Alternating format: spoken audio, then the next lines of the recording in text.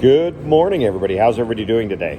So today I'm going to do a video. It's a video I've wanted to do for a real long time. I get asked a lot about this topic and why and how I go about doing the things that I do on that. So today I'm going to be talking to you about why cutting your oil filter is so important, inspecting it, kind of going through that process. A lot of you guys already do this, already know this. Most shops do it. But really, it's amazing how many pilots and how many airplane owners out there don't really know the ins and outs and what's going to happen and what that leads up to.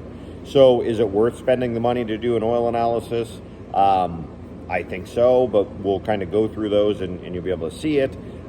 Do we want to go and if we do cut it, what are we looking for? What does that mean? You know, are we going to be, intimidated of it? And you get the whole gauntlet of people going back and forth on it. You're going to get some guys that say, there's going to be metal in an oil filter every time. You're going to get guys that say there shouldn't be any. I'll go over I guess this is more of a personal opinion, I guess, at the end of the day, of when I would expect to see something in an oil filter, if anything, what those things are. And when I'm concerned, and I'm concerned for my customers or me as a pilot. So I want everybody to kind of know that. You guys know a lot about me and kind of the background and what I've done if you've watched these videos or seen me on Facebook. So we're going to start off and do that. So I'm going to grab some coffee here. We're going to walk over. I've got a couple display areas set up. I've never really had enough of the same things in the shop going on that I could do this video without setting it up. This is going to be real world, and we're going to be able to go through it. So you guys will be able to walk with me, and we'll go and come over here and start talking about that. So some of the big things on cutting an oil filter. Why do we do it, and what are we looking for? Well, we're going to be able to tell early on if something in that engine is not working properly. So I'll turn the camera around, kind of go over the tools that we use to cut the oil filter. Most of you guys that do your own oil changes can cut your own filters. It's not that big of a deal, and kind of go from there. So I'll whip this camera around, maybe.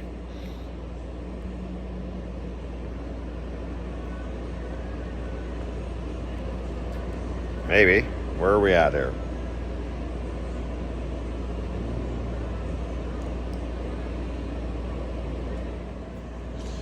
Okay, guys, so what do we have here? We've got just a typical, I think this is a 108 oil filter. It's been cut open. So we go down, you can go any one of the hardware stores and get a razor blade. Once you get that filter cut open, you can get a filter tool at any of the airplane part stores. So Aircraft Spruce, Spencer's, any of the big ones, you can get that. You can get them online. So we take the filter, and what I like to do is cut it out in sections typically. You'll cut a first little run out. So you guys have probably all seen this. If you guys haven't done it yourselves, your mechanic shops kind of go in there. So initially, what are we looking for? Well, we're looking for any large pieces of anything in there.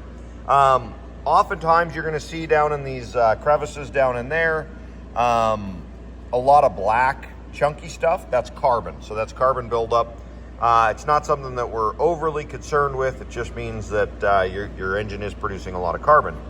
The next thing we're looking for is any large chunks of metal, which this one really doesn't have. If we get down in there, we could see some things that are shiny. Now, this can be deceiving, and you're going to get some of the old guys say, well, that's supposed to be there. So we'll kind of talk about that. But I'm not seeing, first look at this oil filter, I'm not seeing really anything kind of jumping out at me. So this is off of an older overhauled engine.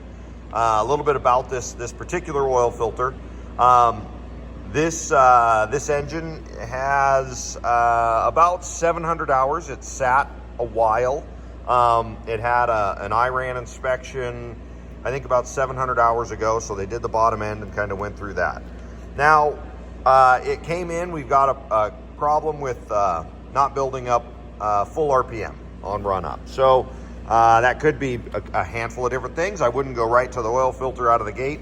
Could be a governor, it could be a bearing going, it could be other things, but I said, well, you know, we checked kind of the obvious stuff, so let's go and look at that and go from there. Now, after we do this, what I like to do is I'll just take a typical magnet, anything there. You guys can see, I'll clean the magnet, make sure nothing's on that magnet. It's very important that you do that so we get a good understanding of what's going on.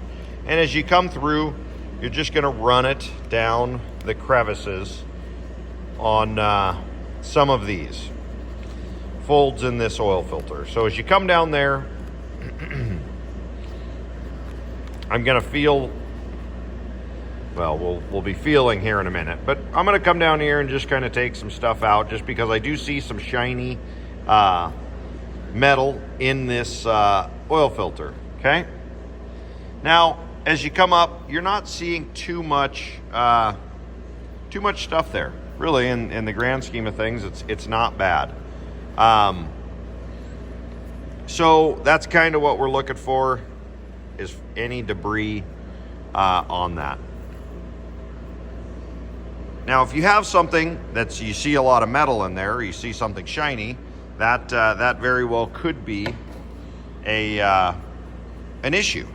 So we've got to kind of look at that as a whole, determine what's the best plan of attack. So this one doesn't look too bad. I think we got a little bit of debris in it yesterday, and we have been through these before. You'll see some metal in there. So our biggest thing there is that metallic, or is that piece of metal there, or is it bearing? So if it's steel or if it's bearing, we kind of need to determine that. Now, what does that truly mean when we try to figure that out? Well, let me show you what happens if we have metal in our filter here. So I'm going to come over here to an engine that was torn down a couple days ago. These engines were out of a 310, Cessna 310 that had prop struck. Okay, these were running engines, mid-time engines on it. Everything from what the customer said, everything looked good and ran good. Now, let me show you if metal is in your oil filter, what that could relate to. Now, these are IO470 Continental engines, okay? So, there's two engines here. Again, these were running good from what everybody said and from what the logbook showed. Good compressions, not much of any kind of issues in there. Now, as we look closer, well, let's just start at the crankshaft. So as we look closer at the crankshaft, we saw some rust on the counterbalance weights here, okay? Up and down here. We can come around this crankshaft. We see some spotting kind of up in this area. Nothing in any bearing surface. It's not gonna be the end of the world, but there is some rust and corrosion on that. Now, as we start to come over and this engine came down further, or both of these engines, we start looking at the camshaft. Now, you start to see that rust on the camshaft. That's when we're gonna start seeing some metal in the oil filters. And we did not cut these oil filters down because we knew we were tearing these engines down to go out and get overhauled. So as we come through here on the wear surface, we're gonna start getting that, okay? This one's not as bad as the other engine. I'll kind of show you both of these engines, but we can look at those wear surfaces. Where it's polished in the center is where the lifter rides. Now, as we come through, we're starting to see some pretty good pitting. You could feel it to the touch. You could visually see it where those lifters ride. All the way through this camshaft here, we had issues. Now, as any of you guys know that have had big Continentals, Continental, and not only Continental, Lycoming also had had a run on lifters and metallurgy, and I've heard 100 different things on why and how of that, but we've seen more lifters fail because of metallurgy than anything. But let me show you what actually happens when we start to get that kind of wear on pieces like that. So, you see that there? So this is, if I turn it just right in the light, there's a divot there. You've had corrosion and rust on this. and you could visually see it. So this is visually wearing. This is wearing out.